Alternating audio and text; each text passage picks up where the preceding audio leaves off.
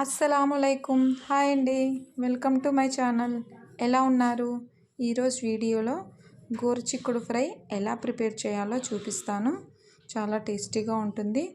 ముందుగా మనము కట్ చేసి పెట్టుకున్న గోరుచిక్కుడుని, అలాగే దీంట్లో నేను కొన్ని పల్లీలను యాడ్ చేస్తున్నాను.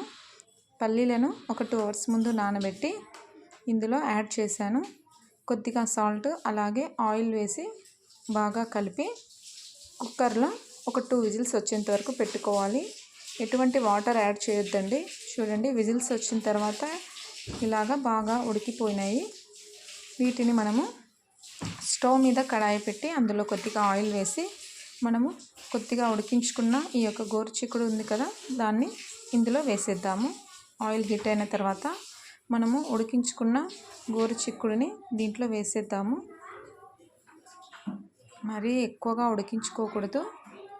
ఇందులోకి పౌడర్ కోసం ముందుగా మిక్సీ జార్లో ఒక 5-6 వెల్లుల్లి రెబ్బల్ని వేసుకోవాలి. అలాగే కొద్దిగా ధనియా పౌడర్ని వేస్తున్నాను, కొద్దిగా జీలకర్ర,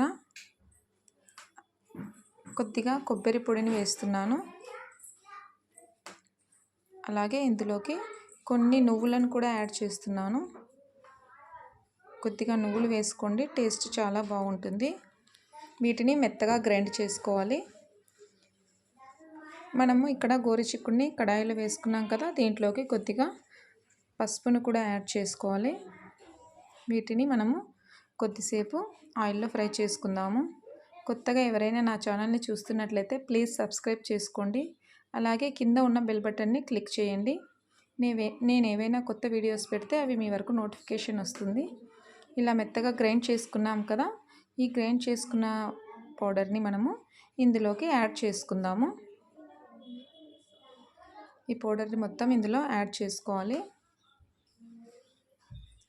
యాడ్ చేసుకొని మనము బాగా కలుపుకోవాలి. చూడండి, మంటను సిమ్లోనే పెట్టుకోండి, హై ఫ్లేమ్లో పెట్టొద్దండి. హై ఫ్లేమ్లో పెడితే అడుగంటిపోతుంది. కాబట్టి మనము సిమ్లో పెట్టుకొని కలుపుకోవాలి. ఇందులోకి కొద్దిగా కొత్తిమీర, అల్లం వెల్లుల్లి పేస్ట్ను యాడ్ చేస్తున్నాను. అలాగే కొద్దిగా ఫ్రెష్ కొత్తిమీరను కూడా యాడ్ చేస్తున్నాను. కొత్తిమీర ఫ్లేవర్తో ఈ యొక్క గోరుచిక్కుడు కర్రీ చాలా టేస్టీగా ఉంటుంది. ఇందులోకి కొద్దిగా కారంని, ఒక 2 స్పూన్స్ కారాన్ని కూడా యాడ్ చేసుకోవాలి. 2 స్పూన్స్ కారాన్ని యాడ్ చేస్తున్నాను. వేసి మనం బాగా కలుపుకుందాము. చూడండి,